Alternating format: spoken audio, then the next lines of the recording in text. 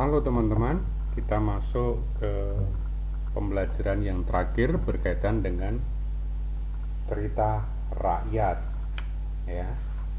Namun sebelumnya Bapak akan mengulang kembali, mereview kembali seperti biasanya yang berkaitan dengan pelajaran-pelajaran sebelumnya. Nah, yang pertama selalu Bapak kembalikan, ingatkan kembali pada kalian bahwa karakter utama yang kita kembangkan, value utamanya dalam bentuk karakter kita adalah berdamai dengan alam. Nah, lalu sebelumnya kita pernah belajar tentang mengidentifikasi, ya, mengidentifikasi nilai dalam cerita rakyat. Tuh, lalu hal yang penting di dalam mengidentifikasi itu nilai yang ada dalam karya sastra itu yang perlu kita ingat. Ada agama, moral, dan budaya. Itu bisa kita tahu dengan mendalami tema ceritanya, memahami amanat, ya. Itu baru nanti kita bisa sampai pada mengetahui dari nilai-nilai yang ada di dalam karya sastra.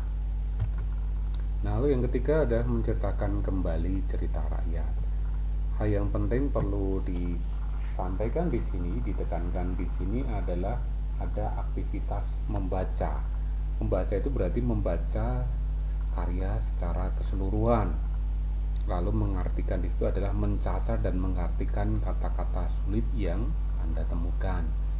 Mencatat adalah langkah 3, yaitu mencatat pokok-pokok cerita yang ada dalam setiap paragraf atau bagian-bagiannya. Lalu yang terakhir adalah menceritakan kembali karya tersebut dengan menggunakan kata-kata sendiri berdasarkan catatan yang tersedia.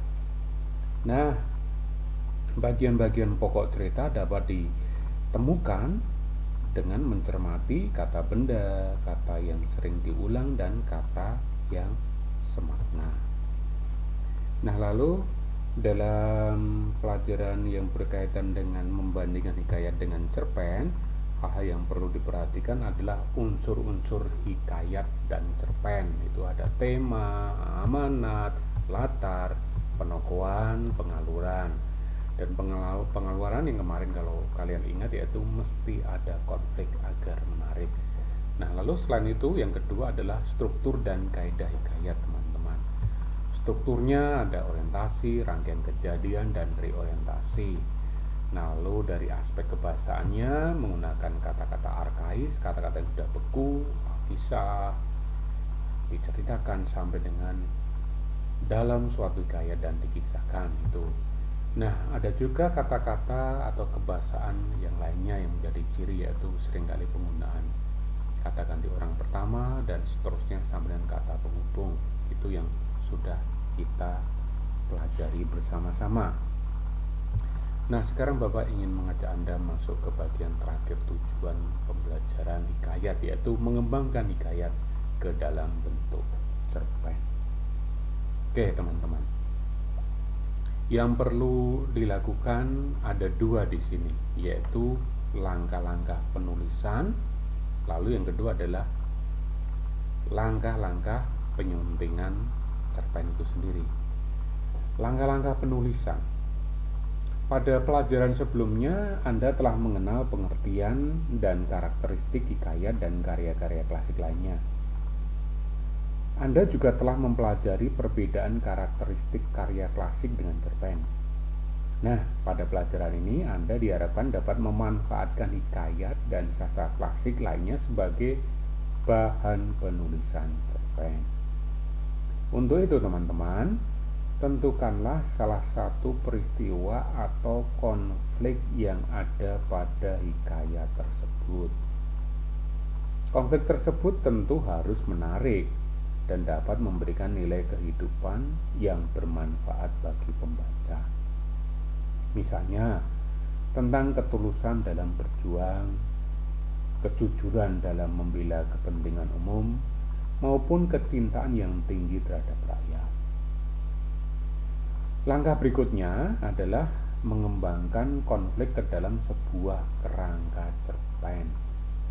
Sebagaimana yang telah kita ketahui bahwa struktur cerpen secara umum dibentuk oleh bagian pengenalan cerita, penanjakan menuju konflik, puncak konflik, lalu penurunan, dan akhirnya penyelesaian.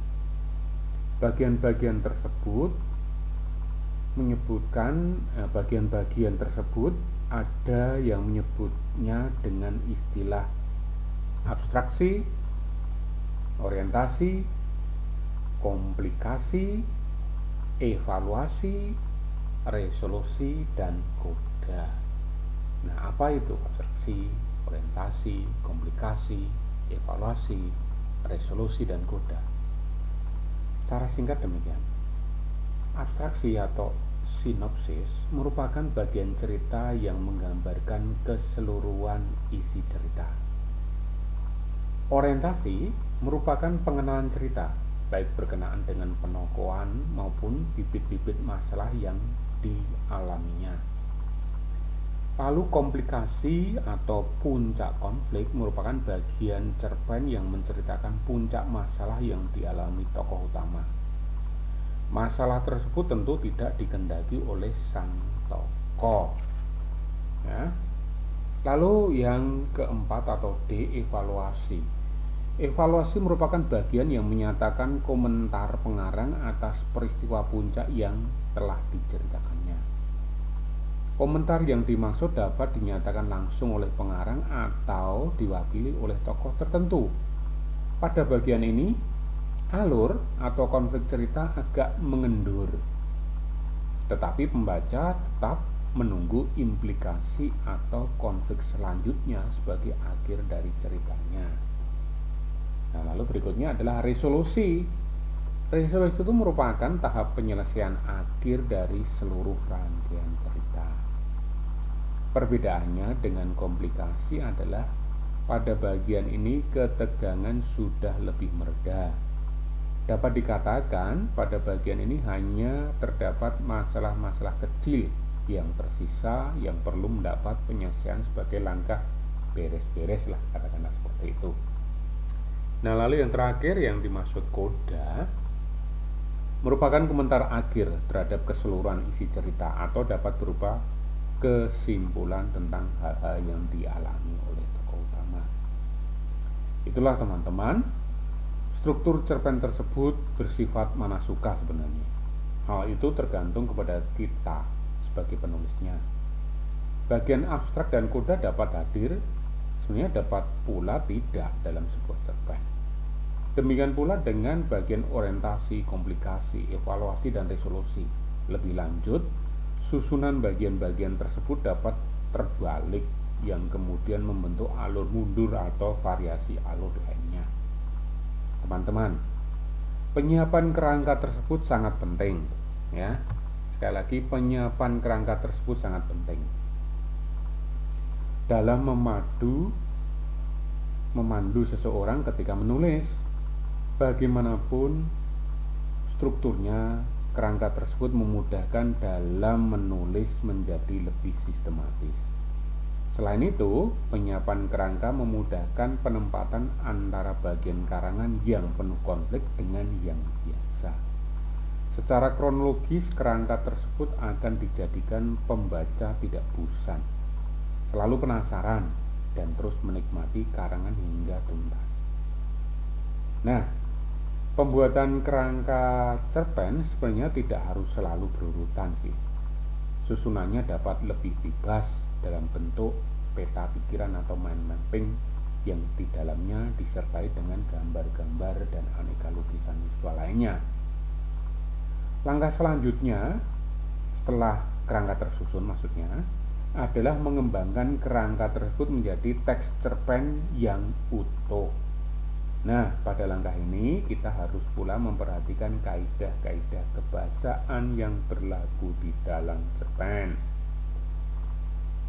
Nah, kaidah yang saya maksudkan, Bapak maksudkan itu ada sebagai berikut. Yang pertama itu kata ganti, kedua bahasa sehari-hari. Maksudnya apa?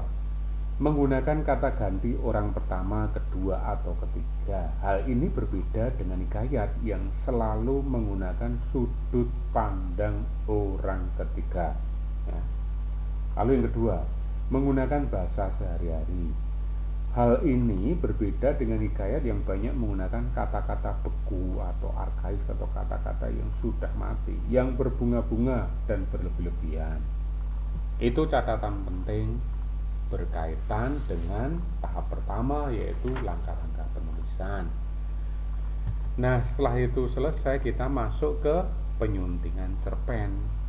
Cerpen sudah kita bentuk, lalu kita mulai sunting. Nah, pertanyaannya adalah bagaimana menyuntingnya? Ini yang penting. Teman-teman, langkah berikutnya dalam menulis cerpen adalah penyuntingan. Kekurangan-kekurangan yang ada dalam pengembangannya perlu kita perbaiki, baik berkaitan dengan isi, struktur penyajian, kaidah kebahasaan maupun ejaan dan atau tanda bacanya. Baik, akan Bapak jelaskan satu persatu. Berkaitan dengan aspek isi. Lalu yang disunting apa? Ya, yang bisa Anda sunting berkaitan dengan isi adalah misalnya pertanyaan. Apakah isinya relevan dengan cerita asalnya? Pada bagian mana saja? Lalu, apakah memiliki kekuatan konflik yang menarik? Lalu yang ketiga, apakah terdapat nilai-nilai yang menggugah? Itu yang berkaitan dengan isi. Lalu yang berkaitan dengan struktur, misalnya bisa kita lihat indikatornya. Apakah lengkap dan memiliki kejelasan strukturnya? Apakah memiliki hubungan yang padu? Lalu apakah terdapat bagian-bagian yang berisi kejutan atau rasa penasaran? Ini penting teman-teman. Ya, jadi bangunan struktur itu menjadi bagian yang penting. Lalu yang berkaitan dengan kebahasaan, apakah menggunakan ragam bahasa sehari-hari? Ingat, cerpen adalah bahasa sehari-hari, beda dengan sastra klasik. Lalu apakah kalimat-kalimatnya efektif, ya, mudah dipahami? Ya, seperti percakapan sehari-hari. Dan yang terakhir, ejaan atau tanda baca. Apakah ejaannya sudah baku? Apakah tanda bacanya sudah tepat? Nah, itu teman-teman yang perlu kalian perhatikan berkaitan dengan mengubah hikayat ke dalam cerpen. Oke, seperti biasanya setiap pembelajaran selalu akan kita akhiri dengan diskusi dan latihan-latihan. Nah, untuk itu silahkan kalian masuk ke diskusi dan latihan untuk mengasah keterampilan kita dalam mengembangkan hikayat ke dalam bentuk cerpen. Terima kasih teman-teman.